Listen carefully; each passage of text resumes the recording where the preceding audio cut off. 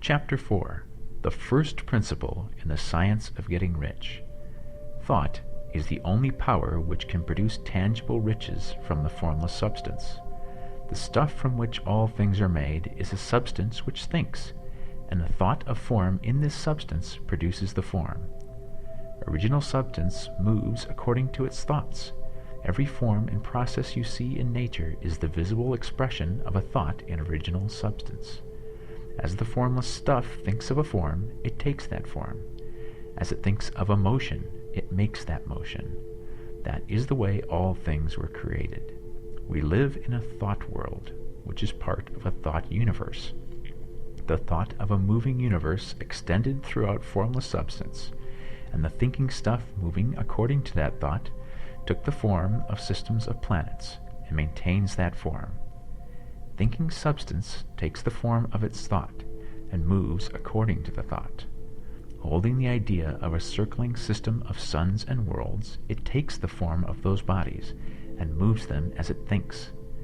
Thinking the form of a slow-growing oak tree, it moves accordingly and produces the tree, though centuries may be required to do the work.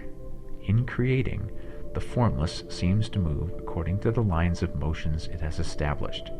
The thought of an oak tree does not cause the instant formation of a full-grown tree, but it does start in motion the forces which will produce the tree along established lines of growth. Every thought of form, held in thinking substance, causes the creation of the form, but always, or at least generally, along lines of growth and action already established. The thought of a house of a certain construction, if it were impressed upon formless substance, might not cause the instant formation of the house, but it would cause the turning of creative energies already working in trade and commerce into such channels as to result in the speedy building of the house. And if there were no existing channels through which the creative energy could work, then the house would be formed directly from primal substance, without waiting for the slow processes of the organic and inorganic world. No thought of form can be impressed upon original substance without causing the creation of the form. Man is a thinking center and can originate thought. All the forms that man fashions with his hands must first exist in his thoughts. He cannot shape a thing until he has thought that thing. And so far, man has confined his efforts wholly to the work of his hands. He has applied manual labor to the world of forms, seeking to change or modify those already existing. He has never thought of trying to cause the creation of new forms by impressing his thoughts upon formless substance. When man has a thought form, he takes material from the forms of nature and makes an image of the form which is in his mind. He has, so far, made little or no effort to cooperate with formless intelligence, to work, quote, with the Father, end quote. He has not dreamed that he can, quote, do what he seeth the Father doing, end quote. Man reshapes and modifies existing forms by manual labor. He has given no attention to the question whether he may not produce things from formless substance by communicating his thoughts to it. We propose to prove that he may do so, to prove that any man or woman may do so, and to show how. As our first step, we must lay down 3 fundamental propositions. First, we assert that there is one original formless stuff or substance from which all things are made. All the seemingly many elements are but different presentations of one element. All the many forms found in organic and inorganic nature are but different shapes made from the same stuff. And this stuff is thinking stuff. A thought held in it produces the form of the thought. Thought in thinking substance produces shapes. Man is a thinking center, capable of original thought. If man can communicate his thought to original thinking substance, he can cause the creation or formation of the thing he thinks about. To summarize this, 1. There is a thinking stuff from which all things are made, and which, in its original state, permeates, penetrates, and fills the interspaces of the universe. 2. A thought in this substance produces the thing that is imagined by the thought. 3.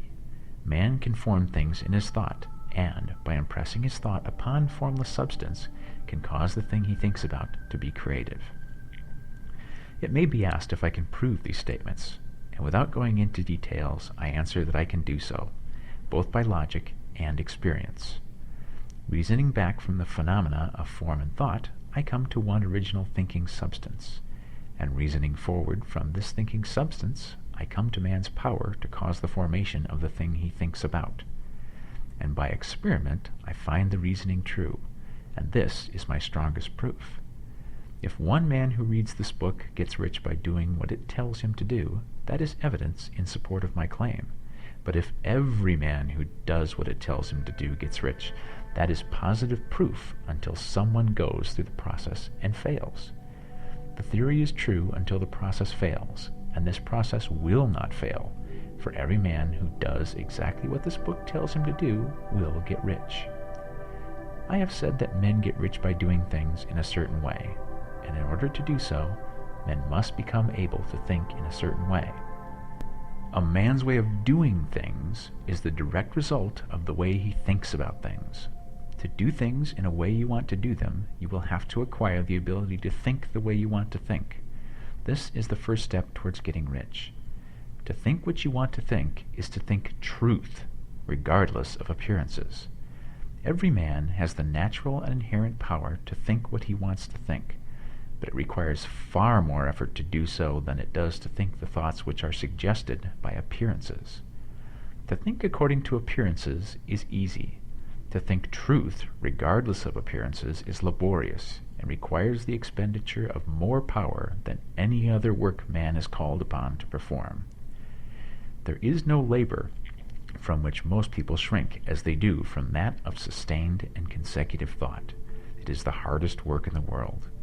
This is especially true when truth is contrary to appearances. Every appearance in the visible world tends to produce a corresponding form in the mind which observes it, and this can only be prevented by holding the thought of the truth. To look upon the appearance of disease will produce the form of disease in your own mind, and ultimately in your body, unless you hold the thought of the truth, which is that there is no disease. It is only an appearance, and the reality is health. To look upon the appearances of poverty will produce corresponding forms in your own mind, unless you hold to the truth that there is no poverty, there is only abundance. To think health when surrounded by the appearances of disease, or to think riches when in the midst of appearances of poverty, requires power. But he who acquires this power becomes a master mind. He can conquer fate. He can have what he wants. This power can only be acquired by getting hold of the basic fact which is behind all appearances, and the fact is that there is one thinking substance from which and by which all things are made. Then we must grasp the truth that every thought held in this substance becomes a form, and that man can so impress his thoughts upon it as to cause them to take form and become visible things. When we realize this, we lose all doubt and fear, for we know that we can create what we want to create, we can get what we want to have, and can become what we want to be. As a first step toward getting rich, you must believe the three fundamental statements given previously in this chapter, and in order to emphasize them, I repeat them here. 1.